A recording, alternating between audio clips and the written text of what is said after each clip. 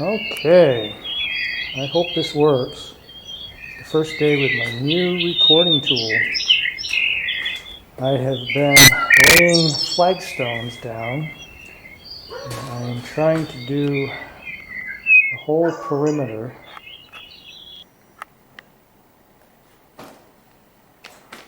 I'm used to the mechanism. I want the whole edge to be done so that I can work on putting walls up all winter if I don't get the floor completely done. And this is a little device I've been using here so I can level off the stones. This piece here has little feet on the bottom, so it's the same height as the floating joists. And I lay the stones in on the concrete and then just level it off. And I've also put in the hearth for the wood stove. It's a combination of some colored ceramic tiles and some geometric slate pieces. I thought it'd be a nice contrast against the flagstone, fieldstone looking floor. And I've been putting in some cool stones that I've collected over the years. This is my Vermont stone.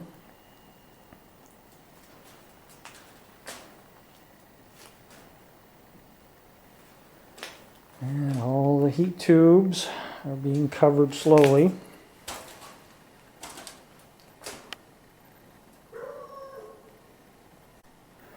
Okay, I wanted to get a shot from above looking down over the balcony. It's going to be so cool with all those stones on the floor. It's an amazing amount of work.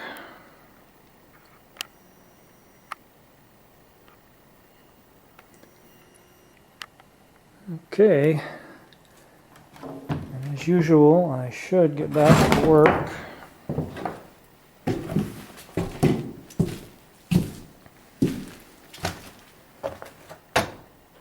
Down the stairs. You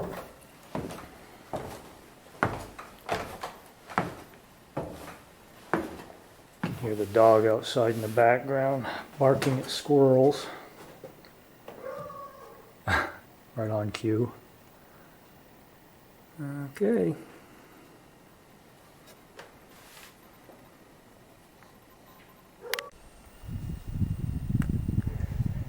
These are some of the latest flagstones I collected from the quarry the other day. In the back of my old Subaru. What a lumber wagon. There's some more here. Okay, now I really have to get back to work.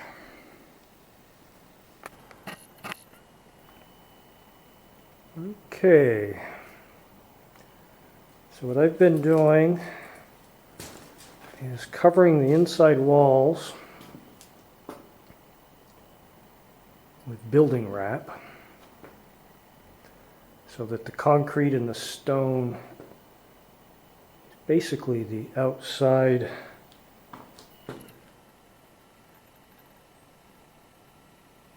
sort of a, well, if you're building a conventional wall, you would have some kind of sheathing on the outside over the building wrap. So the stone outside is like the outside sheathing. So the building wrap will allow moisture to flow through and out, but keep moisture from the stone and the concrete from coming in. And then I will start putting studs and foam insulation up. And then a plastic vapor barrier will go over that.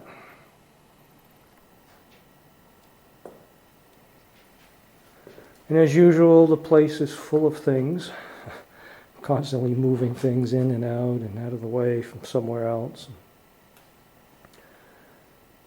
And I've got a lot of the stonework to do this year on the floor.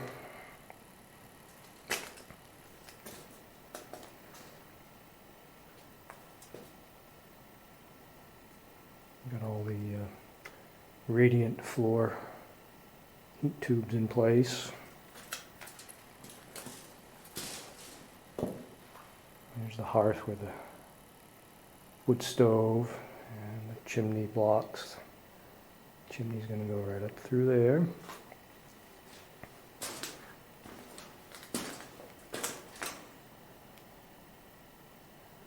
So I've got lots to do this year.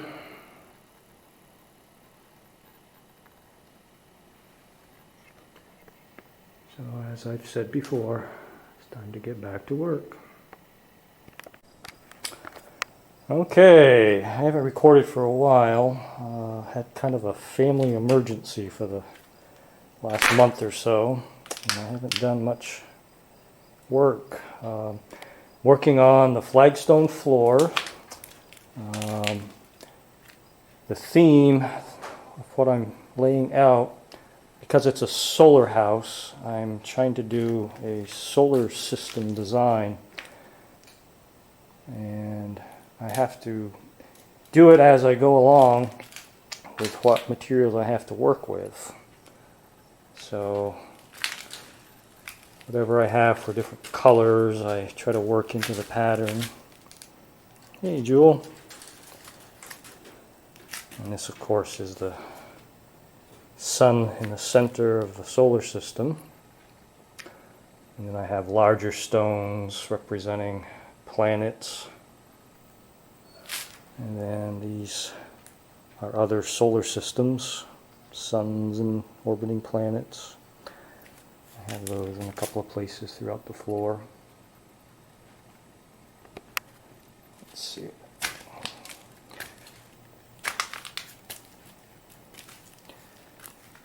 Yeah, the place I collect these stones, it's a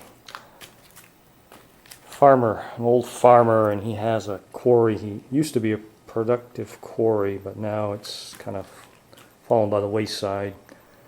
And I go over with my truck or my car, and he charges me a few dollars to load up, and it all works out pretty well.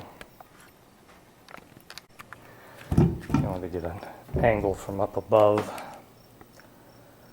That's the sun pattern. I put some plain ceramic tile in just for a little bit of a contrast.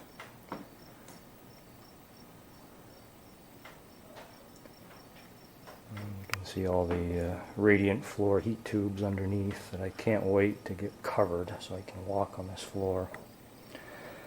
Okay, I've got things to do. I'm going to wrap this up. Okay, I hope this is recording.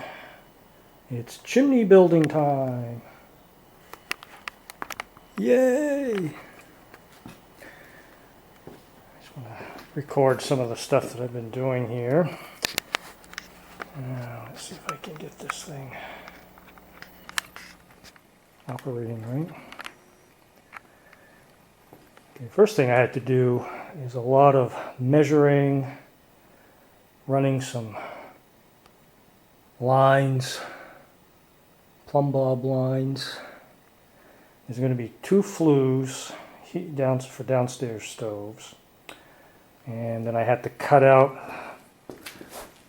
the tiles to put in the clean out doors, the ashes, and that took a lot of measuring and precise cutting. And I'm going to set up the forms. I'll have to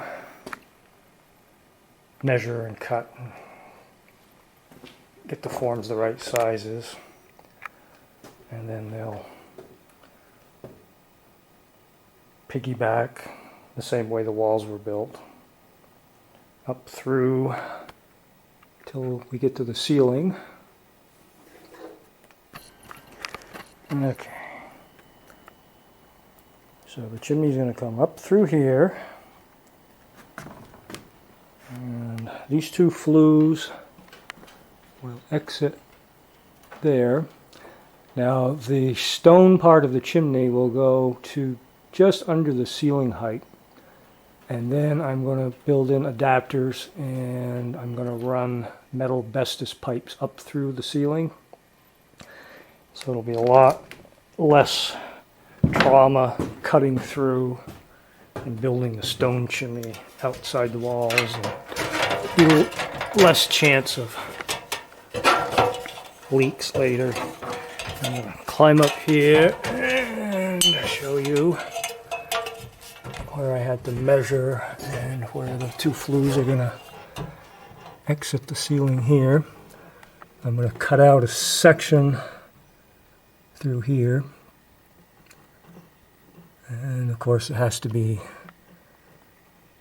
to regulation. You can't have wooden structure too close to the chimney pipes. Okay, so I am going to get back to work. Oh, and before I sign off for the day, I just wanted to record this. This is the tool I used to cut through the chimney blocks and stone and flue tiles. It's a grinding tool with a all-purpose cutting blade. It's a wet or dry cutting blade. I usually squirt water on things as I cut it, just to make the blade last longer. But it's a very valuable tool working with stone and concrete. All right, to work now. Okay, it's me one more time. I just wanted to point out the type of cut that I did here. The angles are so that this door has a little shelf around it. And I cut it so that it would rest on top of the bottom piece and on top of the top piece. And then once it's in place, it'll be all cemented, of course. And then all of these pieces, of course, will be cemented in place. And it's important to use, with all the flue parts, because of the heat, you have to use a special heat mortar. And of course, with all the joints, each section that goes up, you can't use regular mortar with it. But the blocks themselves you can use. And you want to make sure, it's hard to find much information about chimney building. You can find some basic stuff, or you find information from every Yahoo out there that thinks they know. But you have to leave a space. You can't fill it in with mortar. You can have places where the mortar will touch in order to keep the flue from rocking and moving, but you have to have enough space around it so that it can expand without cracking. And that's one of those things that you can't find that information anywhere unless you really look and talk to experts, and a lot of experts don't want to either give out their trade secrets, or they're afraid that if something happens, they'll be blamed for telling you what to do, whether you did it right or not. So there's so many politics involved with building these days. Some of it has to do with safety, of course, but a lot of it is just the experts want you to pay them to do it rather than you knowing how to do it yourself. Okay, now I'm going back to work. Okay, I just wanted to get this detail recorded. This is one of the trickier parts of the whole chimney thing. What I'm doing is putting in some stones in front. I'm filling in with mortar on the inside. This opening is going to be. And the reason I have this little piece here is so that this section of the flue where the clean out door is going to be attached will go on like that. And that's going to be glued in place. It's resting on those stones down there. And I will use the high heat mortar to glue all the flue pieces together. But the rest of the mortar is just regular high strength mortar. And I am filling in these gaps on the chimney blocks that are below where the stovepipes will go in, because these won't be heated. There's no expanse, and I just want, this part is holding a lot of weight, so I want it to be pretty well braced and reinforced. And I'm filling in this up to that little line I drew, and then there I cut out some pieces of this flue material. It's going to be glued in here as a little shelf. So that's the progress there. Okay, back to work. Okay, I wanted to do one more detail shot here, latest that I've done. I finished this other flue tile setup, and I put these foam pieces around where the door of the clean out door will go. The idea is when I set up the slip form is going to rest right against the edge of that.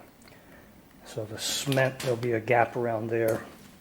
When I fill it in and I take the forms off, and then the door can be cemented on.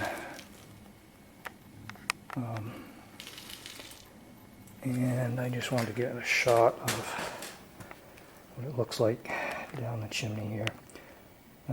I've got a piece of tile I cut at the bottom. It has kind of a slope to it, so the ashes will work their way down. And I can scoop them out. So now all I've got to do is start setting forms and then stacking blocks. And of course I used a refractory cement on all the tile pieces because of the heat involved. And as I go up, build up, it won't take too long.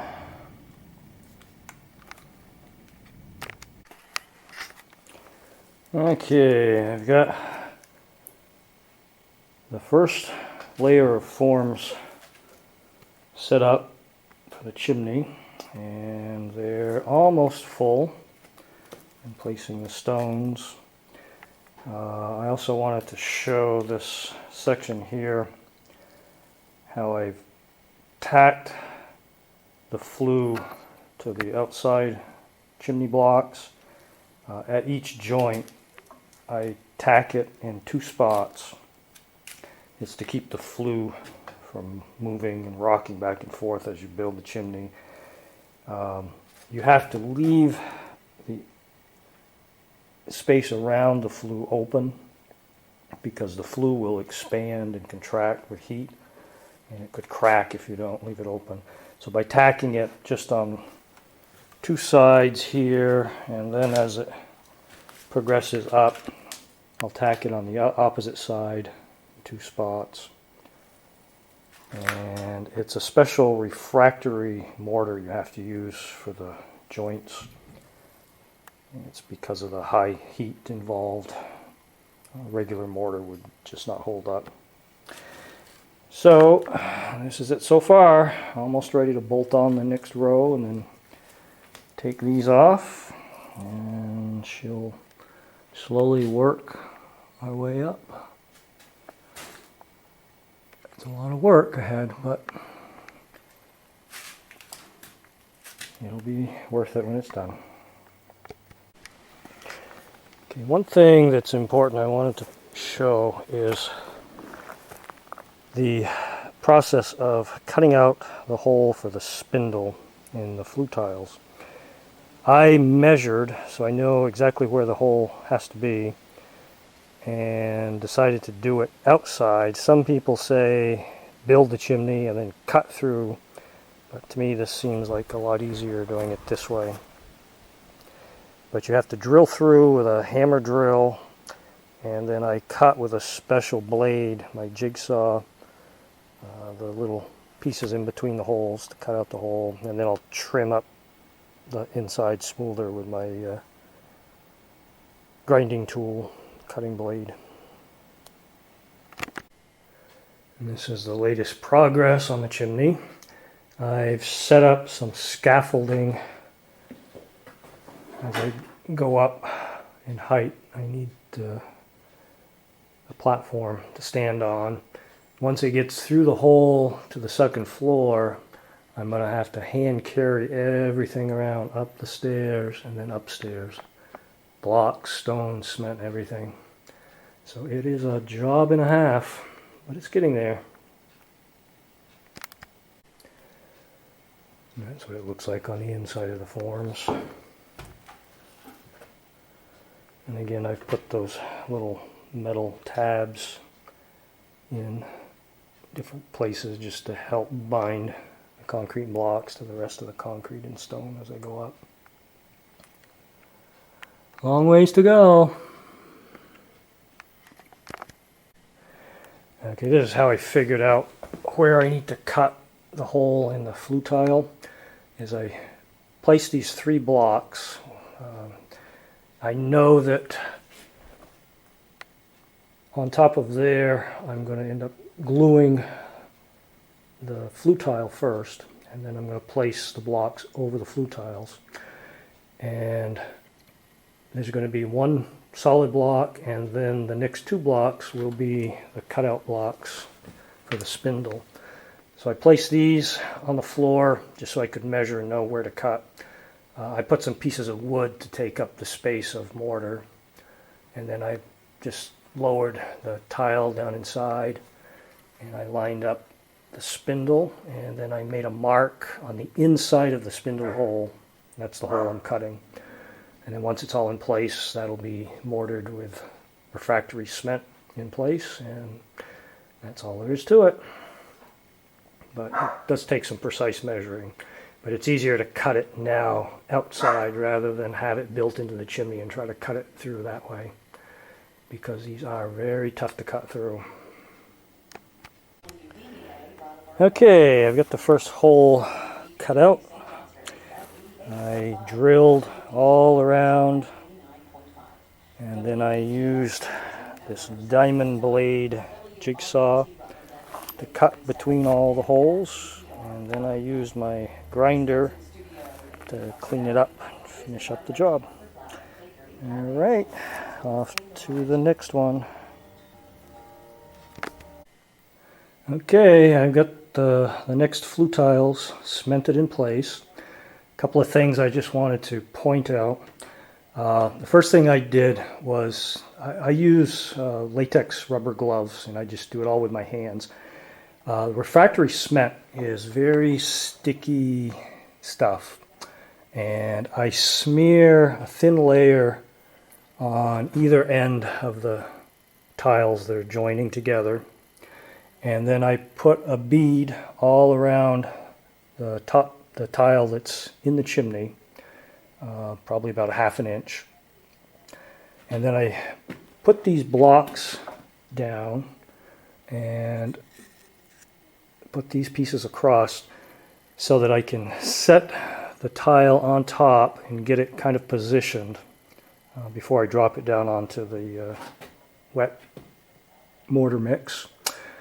As far as leveling, it's important to get the tiles as level and straight as possible. I've got plumb lines that I've pointed out before coming down from the ceiling. And as long as you line up the tiles as you're placing them so that that string is right in the middle on both sides, that should be fine. You don't need to level and measure every angle. Even if it leans slightly one way, the next one you put on, you can lean it back the other way. So it is, just keep those plumb lines always ready. The reason I set the blocks on the tiles on the blocks so that I can put the plumb line back in place, so I have to move it out of the way. And then I can lift up the tile, remove those blocks, and slowly set it down, and then just position it back and forth. And then I use my hands with the gloves on, and I smooth the edges, especially on the inside of the tiles. Now I have one opening for the spindle on this side, and then the other one is on this side for the wood stove from the kitchen. And then I tacked a couple of spots in either corner so that the tiles are attached. They won't sway back and forth inside the chimney. And I'll do that as I go up each joint. I'll alternate the corners. That way the tiles won't move, but they're not encased, so that if you completely fill this void, what will happen is those tiles heat up and expand, and they can crack if they can't expand. Okay, back to work. Okay, I wanted to show a little detail on these boxes that I'm going to insert inside the chimney. There's one already built, sitting on top of the forms over there. There's going to be 3 along the side where there are no flues down near the bottom.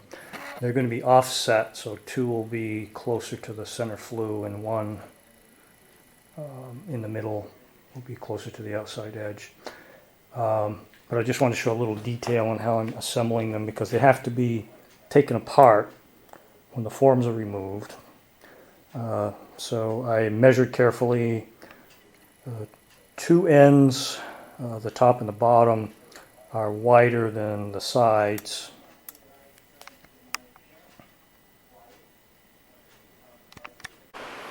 Okay, I don't have very much time left on this disc, but this is the top of the box that's inserted inside the chimney, which will be removed. And I just wanted to show the rebar over each box. There's going to be 3 of these boxes.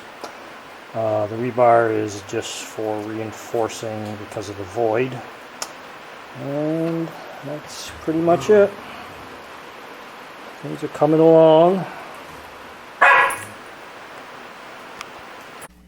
Okay, the first reveal on the chimney. I don't have a lot of time left on this particular disc, but I always like to show the results. I love it. That's where the clean outdoors are going to go. And I need to get back to work. I'm switching these bottom forms, taking them off, and they're going on top of those forms. Okay, I wanted to get a shot of this first thimble I put in. I had to smooth the mortar with rubber gloves so it gets nice and smooth. And also, when I put it in, I measured it, so I wanted it level, and it ended up not quite level. So that's one thing to be aware of. Make sure this won't affect the draw, but just make sure that your thimbles are level.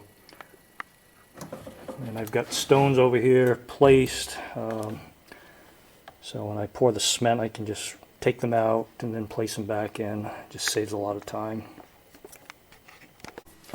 It's just a different angle here. Yeah, it's not quite level. It's very close, but it shouldn't affect the draw at all. But just be aware, try to get it as level as possible. I don't know if you can see, but I attached a board, thin board, with some screws around the edge so it fits in tight. And then I put a couple of screws out here into that board to hold it in place. And it's cut, or it's the size so that it leaves a little bit of gap for the thickness of the mortar and then the thickness of that wood to attach it. Okay, I am running out of time here. Okay, here's a view from the top. I've got both of the downstairs thimbles in place, and I've laid in stones along the front, so it's sort of a star pattern around each of the thimble openings. And there's the box for the second opening, and I'm going to be running out of video room here very shortly, so I need to stop and get back to work. Okay, I just removed the form, and there is the box that I built into it, and I'm in the process of taking it apart, and then I'll have a hole through the chimney, and then above it there's two more. And I am slowly running out of time on this disc, so I'll probably run out very soon. Yeah, I removed the wooden box, and there you can see the hole through the chimney. That's one of three. I rebuilt the box. This time I covered it in plastic because it was kind of sticking a little more than I like to, trying to get the pieces out. And I'm almost up to the ceiling, and then I've got to move all the scaffolding and start carrying everything upstairs to finish the chimney. Alright, back to work. Okay, I just removed the form. There's the second box, which will be a hole as soon as I take it apart. And there'll be one more above it. And there's the back side view.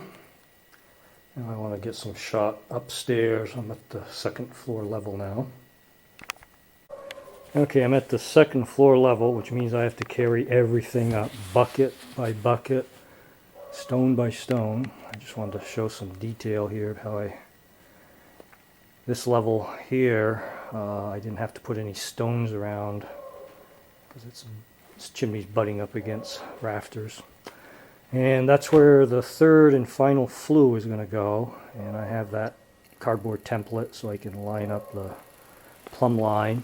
It's going to go up through the ceiling, and then when it gets through the ceiling, it's going to take a slight angle and then go up again through the second ceiling above. So I am running out of space on this disc, and it should die on me any minute or any second. I think I have 1 minute left. So I don't have much left to do.